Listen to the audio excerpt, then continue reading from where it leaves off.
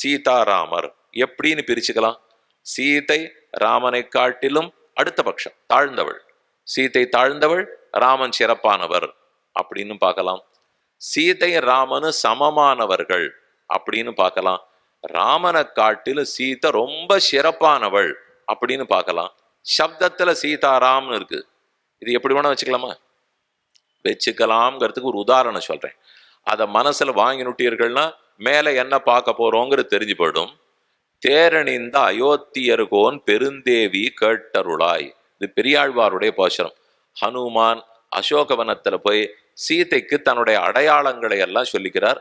பெரியாழ்வார் திருமொழியில் 3ஆம் பத்து 10ஆம் திருமொழி அங்க சொல்றார் ஹனுமான்.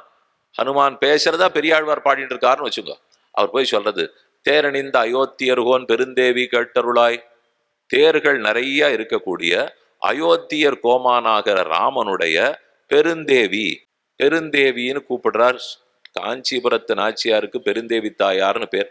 ஆகாரத்திரய சம்பன்னாம் அரவிந்த நிவாசினியும் அசேஷ ஜெகதீசித்ரீம் வந்தே வரதவல்லபாம். பெருந்தேவி தாயார் மகாதேவின்னு தான் அவளுக்கு திருநாமம். மகாதேவிச்ச வித்மஹே விஷ்ணுபத்னீச்ச தீமகின்னு சொல்றோமே, அந்த நாச்சியார் பெருந்தேவி தாயார். இப்ப சீதையை பார்த்து பெருந்தேவின்னு கூப்பிட்டார். நம்ம ஆச்சாரியர்களுக்கு உடனே குறுகுறுப்பு. பெருந்தேவின்னு வார்த்தைப்பாடு இருக்கணும்னா அப்ப இளைய தேவி ஒத்தி இருக்கணுமே, அப்பதானே பெருந்தேவின்னு வரும். ராமனுக்கு எப்படி இளைய தேவி சொல்றது? கண்ணனை பார்த்து பெருந்தேவின்னு சொன்னா வாஸ்தவம். ஸ்ரீதேவி, பூதேவி, ருக்மிணி, சத்யபாமா எத்தையோ சொல்லலாம், சமாளிச்சுடலாம். இவரை பார்த்து பெருந்தேவின்னு சொன்னார் என்னால் இல்ல தப்பா நினைச்சுக்க வேண்டாம். இளைய தேவி எல்லாம் யாரும் கிடையாது. ராமன் ஏகதார விரதன். ஒரே மனைவி தான், ஒரே சொல்லு தான், ஒரே வில்லு தான், ஒரே அம்பு தான். எதுவா இருந்தாலும் ராமனுக்கு ரெண்டாவதே இல்லை. பின்ன ஏன் பெருந்தேவின்னு சொல்றாருனால் அதுக்கு அர்த்தம் சொல்லச்சே, பெருமைக்கு தக்க தேவி பெருந்தேவின்னு அர்த்தம் பண்ணணும்.